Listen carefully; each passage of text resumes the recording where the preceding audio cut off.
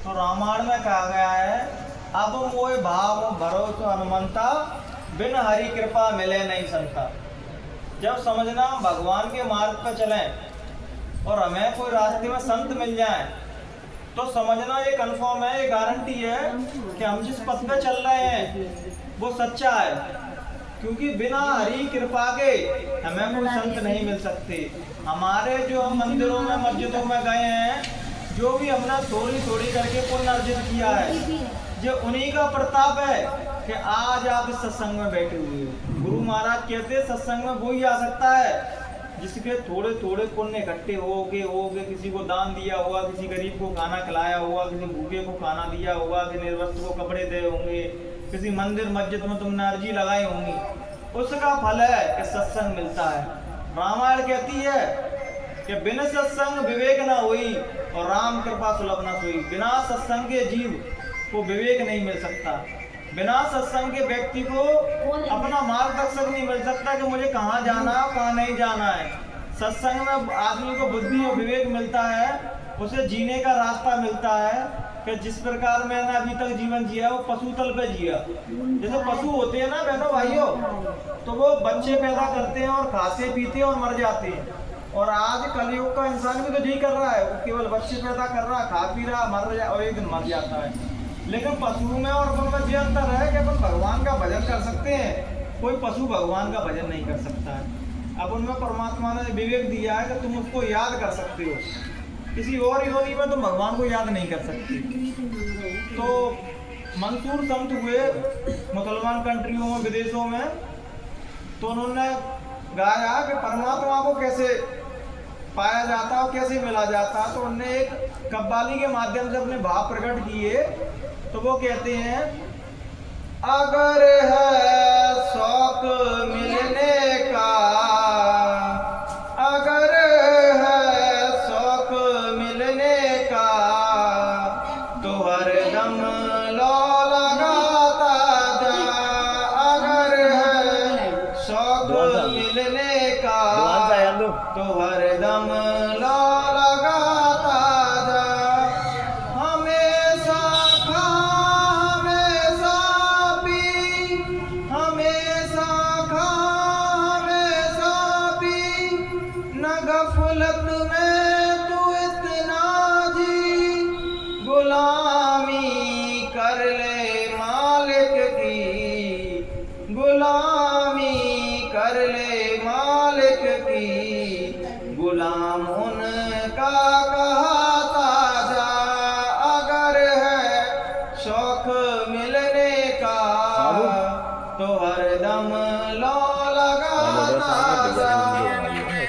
बहनों भाइयों, जब भगवान के मार्ग पर चलते हैं और हमारे अंदर एक दिया नहीं जला, दिया का मतलब जिस प्रकार बच्चा अपने पिता से मिलने की तरफ रखता है, ठीक एक प्रेमी अपनी प्रेमिका से मिलने की तरफ रखती है, और एक प्रेमी अपने प्रेमिका से मिलने के लिए तरफ रखता है। ठीक ऐसे ही जब तक हमारे अंदर भगवान की मिलने की प्यास नहीं आती, विरह वेदना हम रोएंगे नहीं, तब तक भगवान हमें मिलता नहीं। कहते नहीं है कि असस्कंद न पाया जिन पाया दिन रोई। जिसको कोई परमात्मा मिला है बहनों भाइयों, तो हंसते खेलते किसी को भी मिला है, सब कुछ न्यौछावर कर दिया है परमात्मा की भक्ति में, तब उनको मिला है। इतना सस्ता होता तो हर किसी को मिल गया होता। हम अपने अहंकार को नहीं, अहंकार को तो नहीं त्याग पाते। यही तो मंसूर कह रहा है कि अगर है शौक मिलने का, तो हरदम लो लगाता जाए। गुलामी कर ले मालिक की, गुलाम उनका कहता जा। कोई कह दोगे तुम परमात्मा के नौकर हो, समाज में जब बैठे होगे रिश्तेदारों में, दोस्त यारों में, तो तुम अपने सरबंदी की फील करोगे परमात्मा का नौकर कह रहा है। और जो मान लेता है कि मैं उसका नौकर हूँ, तो उसके बारे न्यारे हो जाते हैं। भगवान के रास्ते पे चलना बहनों भाइयों, तलवार की नोक पे चलना है बहनों भाइयों।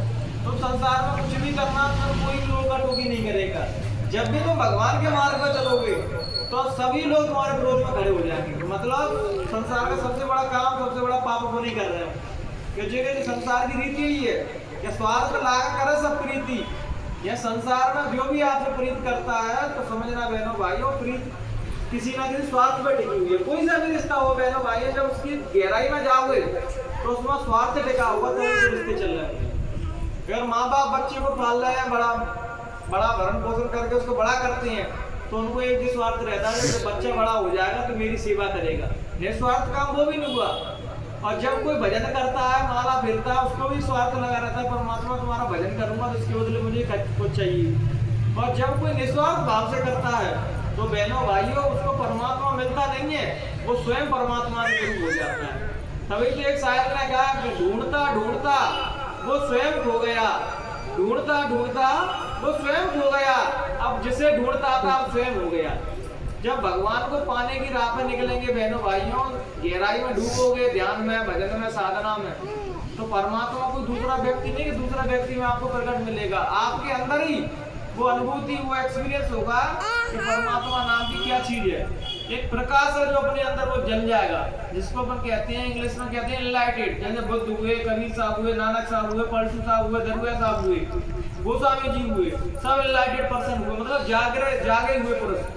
अपन तो अभी सोए हुए हैं, काम, क्रोध, लोभ, मोह, ईर्ष्या, राग, द्वेष में इनमें ही बंधे हुए हैं। एक नहीं अपन ने थप्पड़ मारा तो काम जग गया तो अपन बेहोश हो गए, क्रोध जग गया तो बेहोश हो गए, कुछ और बेकार आ गया तो बेहोश हो गए। जब इन सभी को विजय प्राप्त कर लेता है वो बनता है एनलाइटेड, वो कहते हैं सिद्ध पुरुष, महापुरुष, ज्ञानी। अब जब भी धरती पर कोई भी महापुरुष आया, चाहे राम आया हो, कृष्ण आया हो, कोई भी संत आया हो, तो बचपन से बहनों भाइयों कोई ज्ञानी नहीं था। उनने ध्यान भजन करके, हार्ड वर्क करके, मेहनत करके उस परमात्मा को पाया है। बहनों भाइयों फ्री में कुछ भी नहीं मिलता है। यहाँ इस भूमि को गीता में भगवान ने कहा कि कर्म योग है, यहाँ तो मैं कर्म तो करने ही पड़ेंगे, लेकिन उनके कर्म तो मैं दिखाई देते हैं, संसार में मेहनत करते हैं, दुकान पर काम करते हैं कोई, लेकिन एक साधु की मेहनत नहीं दिखाई देती किसी को। साधु कहता है तो निष्काम हो गया, कर्मों से भागने के लिए कह रहा है। नहीं, सबसे ज्यादा कठिन काम तो बहनों भाइयों अपनी इंद्रियों को रोक के और एक जगह बैठना सबसे कठिन काम है। जो इस मार्ग पर चल रहे होंगे उनको पता होगा कि एक जगह बैठना इंद्रियों को रोक के कितना कठिन काम है। जब हम शुरुआत में अध्यात्म के रास्ते पर चलते हैं तो मन अपना इतना चंचल रहता है कि सेकंड में जाओ और सेकंड में फला नहीं जाए, सेकंड में अमेरिका घूम जाता, सेकंड में इंडिया आ जाता है। तो जी क्या है बहनों भाइयों, कोई भी चीज हो, क्या एक दिन कोई पढ़ के कलेक्टर बन सकता है? नहीं बन सकता है। एक दिन कोई भी बिजनेस करके करोड़पति बन सकता है? नहीं बन सकता है। हर चीज में समय लगता है। जैसे अपन भगवान के मार्ग पर चले, भगवान के मार्ग पर चले, तो कहते हैं कई साहब ने कहा कि धीरे धीरे रे मना, धीरे सब कुछ होए, मार्ग पीछे तो गड़ा ऋतु आवे तो फल। कहने का बात बहनों भाइयों, किसी भी मार्ग पर चलो तो ना तो ज्यादा तेज गति से चलना है, ज्यादा तेज भागोगे तो घोड़े टूट जाएंगे, ना इतना धीमे चल रहा है सभी अपन से आगे निकल जाए। तो मतलब बीच का रास्ता निकालो, जिसके माता बुद्ध ने दुज कहा था, ना तो ज्यादा तेज भागना है, ना ज्यादा धीरे चलना है, बीच का कोई रास्ता निकालो। ना तो बनना है ज्यादा हाई क्वालिटी का 18-10 घंटे भजन नहीं करना है, जिसके पास आध घंटे 20 मिनट 1 मिनट जितने के पास जिसका समय निकले, अपने काम के अनुसार समय निकालो, भगवान को याद करो। क्योंकि गृहस्थ आश्रम में आदमी के 100 काम रहते हैं, तो उन 100 कामों को बहनों भाइयों कहते नहीं नाम रहा संत आदि में, संत बिना कोई नाम न छीना। सभी नाम संतों ने ही रखे हैं। राम का नाम जिनकी आदमी माला फेरते हैं उनको प्रभु कहते हैं, उनका भी नाम किसी गुरु ने, उनके गुरु ने उनका नाम राम रखा था। कृष्ण को कौन जानता था, लेकिन उनके गुरु सानी बनी गुरु ने उनका नाम रखा था कृष्ण।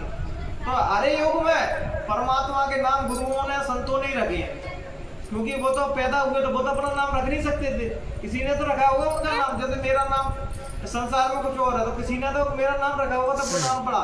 ऐसे ही बहनों भाइयों सभी नाम संतों ने रखे हैं, जो उसको पा चुके, जो मिल चुके, और जब परिस्थिति जैसी बनी वैसे नाम रख दिए गए। सतयुग में हरि नाम था, सभी लोग हरि नाम का भजन करते थे, साधना करते थे। फिर द्वापर में राम नाम का सब भजन करते थे, फिर द्वापर त्रेता में राम नाम का भजन, फिर द्वापर में कृष्ण नाम का भजन। अब कलयुग में गुरु महाराज ने एक कलयुग में गुरु नाम का भजन होगा। कलयुग में कोई भी शक्ति अपन ने धार्मिक पवित्र छोड़ी नहीं है। हर धार्मिक जगह पे, हर पवित्र स्थान पर अपन ने जाके खोटे कर्म किए हैं, पापाचार दुष्टाचार किए हैं बहनों भाइयों। तो कोई भी शक्ति इस टाइम कोई पवित्र स्थान पे नहीं बची है, क्योंकि हम वहाँ जा रहे हैं, वहाँ भगवान की आस्था लेके कोई नहीं जाता, भगवान का भजन करने कोई नहीं जाता। वो जगह पता है मैं तो वहीं किस लिए बनी थी, जब अपना घर पे भजन में मन नहीं लगता था, जब घर पे साधना नहीं बन पाती थी, तो अपन हिमालय में या ऋषिकेश, हरिद्वार, द्वारका, मथुरा में जाके मंदिरों में बैठ के भजन करने के लिए वो स्थान बने थे। आज अपन ने केवल वो पिकनिक स्पॉट बना दिए हैं कि हम कहाँ जा रहे हैं, मथुरा। क्यों जा रहे हैं? अरे घूमने जा रहे हैं। कोई नहीं कहता कि मैं कृष्ण से मिलने मथुरा जा रहा हूँ। कोई नहीं कहता मैं जाके वहाँ ध्यान लगाऊंगा, भजन करूंगा भगवान का और उनकी भक्ति में डूबूंगा। कोई कहता है मैंने भाई को मिलने जाता था, कहता घूमने जा रहा है। अब बताओ जी, तुम उद्देश्य घूमने का लेकर जा रहे हैं तो वहाँ शक्ति कहाँ बची? इसी हमारे मानवता की गंदगी के कारण सारी शक्तियाँ लोप हो गई। अब शक्तियाँ जहाँ भी हैं वो तुम्हारे अंदर ही मिलेंगे। तुम्हारा जो मन मंदिर साफ है, जो पवित्र है, तो तुम्हारे अंदर प्रभु का वास है। और जे गंदा है तो संसार में किसी भी जगह घूमे आना बहनों भाइयों, कहीं पे भी तुम्हें कुछ नहीं मिलेगा। तो कहते जिन खोजा तुम पाइया गहरे पानी पी। जिन्होंने भी मिले हैं, जिन्होंने भी पाया है, अपने अंदर ही पाया है, बाहर कहीं नहीं पाया। किसी को मिले हैं भगवान, उनको अंदर ही मिले हैं, बाहर किसी को नहीं। बाहर तो ये है कि तुम्हारी श्रद्धा के लिए तस्वीर, मंदिर, मस्जिद, गिरजाघर बना दिए कि घंटा घड़ियाल की आवाज सुनोगे तो तुम्हारे अंदर भगवान की भक्ति जगेगी, उनके नाम का रस आएगा। सभी संतों ने नाम की महिमा गाई, शब्द की महिमा गाई। नाम का मतलब बहनों भाइयों कि जो जिस नाम से मिल गया उसने उसी नाम की महिमा गाई। जैसे हम जय गुरुदेव नाम की महिमा गाते हैं, कोई हरि नाम की महिमा गाता है, कोई कृष्ण नाम की महिमा गाता है, कोई राधा नाम की महिमा गाता है, कोई राम नाम की महिमा गाता है। लेकिन नाम तो बहनों भाइयों अपनी आस्था के अकॉर्डिंग है, भगवान का कोई नाम नहीं है। कहते हैं कि एक अनामी सच्चिदानंद ध्यामा और व्यापक रूप विश्व भगवान। जो व्यापक रूप में, विश्व रूप में ऊपर बैठे हैं, उनका कोई नाम नहीं है, वो अनामी है। जो जिस नाम से पा लेता है उसी का प्रचार करने लगता है। उसका पर्टिकुलर परमात्मा का कोई नाम नहीं है कि तुम ऊपर जाकर कहोगे फलाने भैया जी है परमात्मा, ये इनके नाम से मिलेगा, नहीं, उसका कोई नाम नहीं है। जब भी आप उसको मिलोगे तो जब कृष्ण भगवान अर्जुन को ले गए तो वो कह रहे हैं कि परमात्मा की शक्ल तुमसे क्यों मिल रही है? तो कह रहे तुम और परमात्मा एक से क्यों दिख रहे हैं? तो कहने का भाई उसका तो कोई नाम ही नहीं है, जो उससे मिल जाता है वो उसका ही स्वरूप हो जाता है। कहते हैं कि लाली तेरे लाल की जित देख मुझे तो लाल, और लाली देखकर मैं गई तो मैं भी हो गई लाल। जब तुम उसकी ओर चलते हो तो धीरे धीरे जैसे उसकी मस्ती में डूबते हो उसके दीवाने बन जाते हैं। कोई तुमको पागल कह रहा है, जैसे मीरा को पागल का जहर पिलाया लोगों ने, लेकिन वो दीवानी थी प्रभु नाम की। तो अंतिम में क्या हुआ, जब प्रेम की सारी पराकाष्ठा टूट जाती है तो मीरा बाई में कृष्ण भगवान दिखने लगेंगे। सच्चे प्रेम की भक्ति सच्ची तभी मानी जाएगी जिसकी आराधना कर रहे हो उसकी छवि तुम्हारे अंदर दिखने लगे, समझना आप तुम सच्चे भक्त बन गए। चाहे किसी की भक्ति करो, या खाटू श्याम हो, राम भगवान हो, किसी की हो, जब तक उनकी छवि तुम्हारे अंदर दिखाई नहीं दे रही, इसका मतलब अभी तुम्हारी साधना, तुम्हारा भजन, तुम्हारी लगन, तुम्हारी भक्ति अधूरी है, कहीं ना कहीं कपट है तुम्हारी भक्ति में, इसलिए उनकी छवि तुम्हारे अंदर नहीं आ रही। जितने कथावाचक हैं, बड़े बड़े बाल रखा बिल्कुल जैसे कृष्ण भगवान रहते थे वैसे ही रहती है। क्यों? जिसकी आराधना करता है वो वैसे ही भेष रख लेता है कि ताकि उनकी छवि मेरे अंदर आने लगे। लेकिन भेष तब रखना जब पहले साधना करके, भजन करके अपने आप को पका लो और अपने आप को ऐसा मान लो। संत कौन है बहनों भाइयों? संत वही है कि दुश्मन भी है और कोई उनको मार के चला जाए और 1 महीने बाद जब वो भी मदद के लिए आए तो संत उस बात को 1 महीने बाद को, पुरानी बात को माइंड में न रखे, अरे तूने उसको मारा था मैं तेरी मदद नहीं करूंगा। संत इसलिए महान होते हैं, भगवान से भी ऊपर दर्जा इसलिए दिया गया उनको क्योंकि जब भी कोई उनके सानिध्य में आता है, उनके चरणों में आता है तो सारी गलतियां भुला के उसको माफ करके उसको प्रभु मिलन का रास्ता बताते हैं।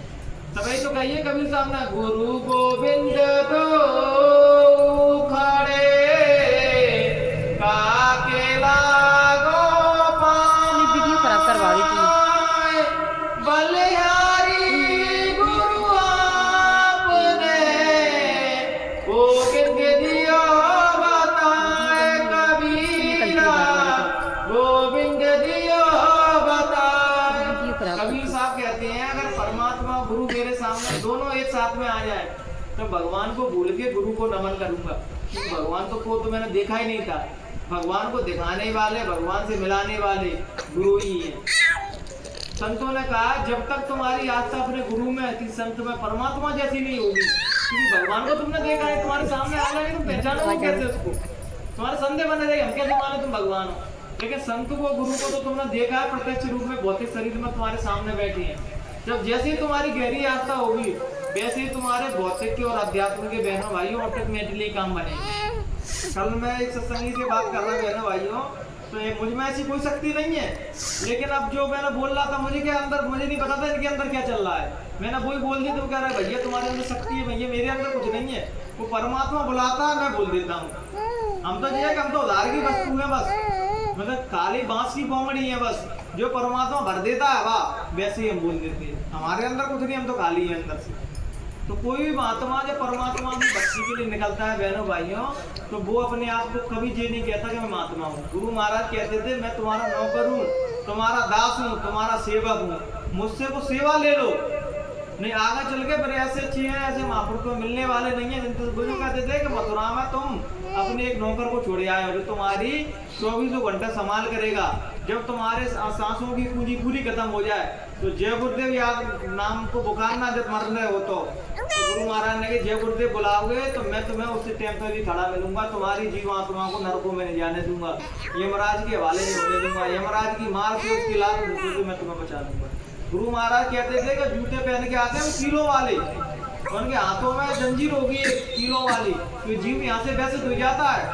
अगर उसको जीव को मृत्यु, गोस्वामी जी कहते थे कि 1000 बिच्छू काट लें उसको एक साथ में, ऐसी पीड़ा जीव को होती है जब वो मरता है। तब किसी भी मरते हुए व्यक्ति को हमने कभी ना कभी देखा हो, वो कितना झटपटाता है, कितना तड़पता है, क्योंकि जब प्राण निकलते हैं तो बहनों भाइयों 5 प्राण अपने अंदर होते हैं। पहला प्राण अपना यहाँ से यहाँ तक निकलेगा जो ठंडा पड़ेगा, फिर दूसरा प्राण अपना यहाँ से यहाँ निकलेगा, फिर तीसरा यहाँ, फिर चौथा यहाँ, और 5वां जब कंठ के ऊपर से निकल जाती है तो पूर्ण तरीके से शीतल हो जाता है शरीर, ठंडा हो जाता है, वो समझो मर गया।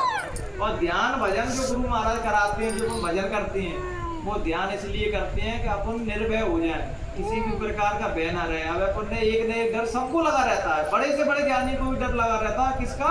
मौत का, मृत्यु का, कहीं मरना नहीं डरती है। क्यों? भजन क्या है? भजन मतलब ये है कि धीरे धीरे तुम अपनी मृत्यु को जानना है कि मृत्यु क्या है। जब ये अपना मन चंचल है तो अपना अभी इसकी पहचान नहीं कर पा रहे कि हम क्या क्रिया कर रहे हैं। जब धीरे धीरे मन हमारा अमेरिका से ग्वालियर आएगा, ग्वालियर से कॉलोनी में आएगा, कॉलोनी से कमरे में आएगा, कमरे से अपने अंदर जाएगा, जब ये सारी प्रोसेस करते हुए मन अंदर ठहर जाता है, अभी हम भजन पर बैठते हैं तो इतने सारे काम याद आते हैं, यार वो फलाना दोस्त है, फलानी महिला है, फलाना पुरुष है, वो इसको देना है, इसको लेना है। क्योंकि शुरुआत में बहनों भाइयों जब अपन बैठते हैं तो हमारे ऊपर जन्म जन्म के हमारे ऊपर कर्म लदे हुए हैं, अब वो कर्म हमें भगवान के मार्ग पर चलने नहीं देते। मैं कई बार इनसे कहता हूँ कि आप भगवान के मार्ग पर चलोगे, आपका मन जो निश्चित मानना कई बार विचलित होगा, कई बार कर रहा हूँ सही है गलत है, लेकिन आपको दृढ़ विश्वास के साथ, क्योंकि ये चीज मैं भी करता हूँ कि भगवान के मार्ग को कोई भी कभी घटना ऐसी होती है कि अपन भगवान का आस्था रह जाती है, भगवान है ही नहीं, लेकिन नहीं वो तो है, लेकिन वो तुम्हें कुछ ना कुछ सिखाने आया। जो भी समय आदमी का आता है, अगर तुम जो अपने अंदर चाहना होगी कि जी मुझे कुछ ना कुछ जिस समय कुछ ना कुछ सिखा रहा है, तो तुम कभी हताश और उदास नहीं होगे। संत रावी आती बहनों भाइयों, तो जब बचपन में ही उनके माँ बाप मर गए, ठीक, और उसके बाद 4 बहनें थी, चारों बहनों के बाद जब महामारी आई तो उनकी 3 बहनें मर गई, मैं अकेली बची। तो कुछ खाने पीने का सोच नहीं था, तो एक बार व्यक्ति ने उनको नौकर बना लिया। इतना सब कुछ होने के बाद भी वो संत राविया कहलाई, मतलब संत बनी। अपने जीवन में जब इतनी घटना घट जाए तो संत तो दूर की बात है, अपन अच्छे आदमी नहीं बन पाएंगे। अपन भगवान से गाली देंगे देर रात, अरे इतना गलत कर दिया, मैं क्या को भगवान का भजन करूँ। लेकिन जे मानता है वो, जब एक बार वो वहां से भाग निकली उदास के जहाँ, जिसके जहाँ वो नौकर थी, तो भाग रही थी तो बहनों भाई तो वहां से गिर गई, तो उनका हाथ भी टूट गया। और तब भी परमात्मा से कह रही, भैया परमात्मा मैं इतना ही पापी हूँ, मैं इतना दुष्ट आत्मा हूँ कि सब कुछ होने के बाद मेरा हाथ भी टूट गया। तो बहनों भाइयों उसी जिसके यहाँ वो नौकर बन के रहती, तो एक बार ऐसी कमरे में भजन कर रही थी, तो वो मालिक सो रहा था, तो उसको एक अंदर से प्रकाश महसूस हुआ कि प्रकाश से कैसे जल रहा है। तो वो देखा कि मेरा नौकर यहाँ रहता है, तो नौकर के कमरे में तो प्रकाश की आ रही, क्योंकि उनकी डोर भगवान से लगी हुई थी, परमात्मा से। जो है उन्होंने देखा तो भैया इसके साथ तो मैंने बहुत गलत काम किए हैं, जो तो भगवान की भक्त है। तब उन्होंने माफी मांगी कि आज से मैं तुम्हारी सारी सुविधा कर दूंगी, आप जैसे जो का मार्ग पर चल रहा है उस पर चलते रहो। तो उन्होंने कही कि मालिक मुझे बस कुछ नहीं चाहिए, ना सुख सुविधा चाहिए ना कुछ चाहिए, बस मुझे भगवान का भजन करने के लिए आप आज़ादी दे दो, मुझे आप अपने यहाँ से मुक्त कर दो, मतलब मुझे बाहर जाने दो कहीं। तो वो भी समझ गए मालिक उनके कि ठीक है जाने दो। जब वो चली गई तो आज पूरा संसार उनको संत राविया के नाम से जानता है। महिला संत वो हुई जिन्होंने पूरे संसार में प्रकाश फैलाया, मानवता का प्रचार किया, प्रभु का प्रचार किया।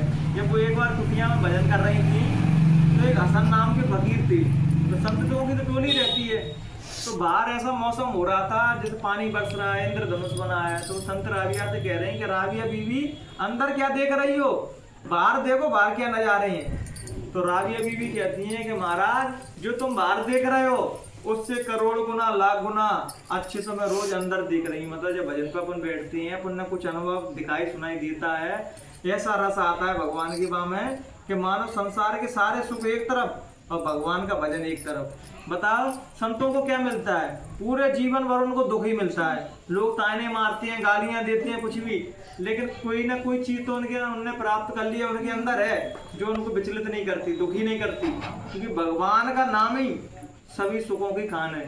जो भगवान का नाम जपता है सुबह शाम, जब वो किसी भी नाम से, हम सीमित दायरे में नहीं मानते बहनों भाइयों कि आपको जय गुरुदेव ही नाम जपना है, हम इस बात को बिल्कुल ही नहीं मानते। आपकी बस जिस नाम में आस्था हो, पूरी श्रद्धा से, पूरी लगन से, पूरी शिद्दत के साथ उस नाम में, विश्वास के साथ उस नाम का जाप करो, भजन करो, तभी वो जाप जिसका कर रहे हो तभी वो शक्ति होगा, वही फलीभूत होगा।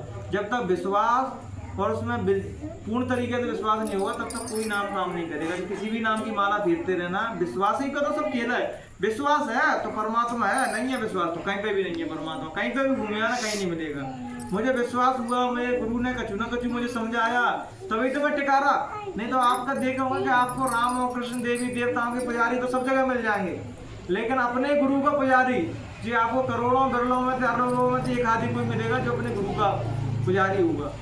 अमीर खुसरो साहब थे तो उनके गुरु बहुत प्रसन्न में उनसे जो कहते कि तेरी आंखों में मुझे पूरे भारत का नूर दिखता है। तो वो शिष्य कहते थे, अमीर खुसरो साहब कहते थे, गुरुदेव मेरी आंखों में भारत का नूर दिखता है या नहीं दिखता जी मुझे नहीं पता, लेकिन आपका नूर मेरे अंदर दिखता है, मुझे बस इतनी बात पता है। तो गुरुदेव खुश हुए, क्योंकि गुरु आपने तुम्हारा मान सम्मान दे के तुम्हें ये दिखाते हैं कि जो मान सम्मान लेके ये कैसा रिएक्ट करेगा, जो उसका प्रकृति क्या देगा। तो भक्त क्या कहता है कि गुरु महाराज मेरा कुछ नहीं है, ये सब कुछ तुम्हारा दिया हुआ, तुम्हारी इनायत की दृष्टि है, तुम्हारी कृपा है कि आज मैं दोनों टाइम भोजन कर पा रहा हूँ, तुम्हारा भजन कर पा रहा हूँ। नहीं ऐसे कलिकाल है, ऐसे कलयुग में भगवान का भजन कौन कर रहा है। ऐसे कलयुग में इतनी समस्या है व्यक्ति के जीवन में कि भगवान का भजन छोड़ के वो सारे काम कर रहा है। तो इन्हीं विचारों के साथ हम अपनी बाणी को यहीं विराम देंगे बहनों भाइयों। पूरी शिद्दत से, पूरी लगन के साथ भजन करोगे तो दुनिया की कोई ताकत नहीं है, भगवान ऊपर हो या नहीं हो, लेकिन तुम्हारे विश्वास के दम पे वो तुम्हारे सामने जरूर प्रकट हो जाएगा। क्योंकि असली खेल परमात्मा का नहीं है, असली खेल तुम्हारा विश्वास का है कि जिस भाव से, जिस श्रद्धा से, जिस विश्वास के साथ उसको याद करोगे तो उसको आना ही पड़ेगा, चाहे कलयुग हो, चाहे त्रेता हो, चाहे सतयुग हो या द्वापर हो।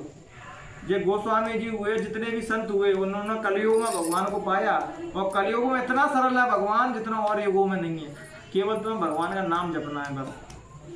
कभी तो नाम जप, सभी संतों ने नाम जप। नाम जप का मतलब क्या है कि भगवान के नाम में विश्वास, जिस नाम में अपन विश्वास रख लोगे तो वही नाव बन के हमें भवसागर से पार कर देगा। जब हम मरेंगे भवसागर में जीव फंसता है तो जिस नाम में विश्वास होता है वही नाम हमें नाव में बिठा के पार कर देता है। इसलिए नावों के चक्कर में मत पड़ो, भगवान के नाम अनंत है। जिसने उसको पाया उसने उसी का प्रचार किया। बुद्ध ने आत्मा रूप में भगवान को पहचाना तो उन्होंने किसी भी देवी देवता को नहीं माना, उन्होंने अपनी आत्मा को, जो भी आत्मा है वही परमात्मा है। और गीता में अर्जुन से यही कह रहा है कि आत्मा सु परमात्मा, मैं जागा हुआ हूँ इसलिए तू मुझे भगवान मानना है, तू भी जागा नहीं है इसलिए तू मुझे कह रहा है तुम भगवानों में साधारण हो। सभी अपन भगवान है, लेकिन बस दृष्टि कहाँ तक है कि हम अपने काम, क्रोध, लोभ, मोह, ईश्वर आदि में फंसे हैं, इसलिए हम अपने भगवान स्वरूप के दर्शन नहीं कर पाते हैं। जब हम निर्मल हो जाएंगे, पाक साफ हो जाएंगे, शुद्ध हो जाएंगे, हमारे विचार शुद्ध हो जाएंगे, किसी का बुरा नहीं करेंगे तो तुम्हारे अंदर से भगवान झलकेगा, तुम्हारे अंदर से भगवान बोलेगा। इन्हीं विचारों के साथ अपनी वाणी को नहीं विराम देते हैं बहनों भाइयों। अगर किसी भी प्रकार की त्रुटि रह गई हो तो हमको ज्ञानी महापुरुष नहीं है, आपके छोटे से बच्चे हैं, हमें माफ़ कर देना। जय गुरुदेव।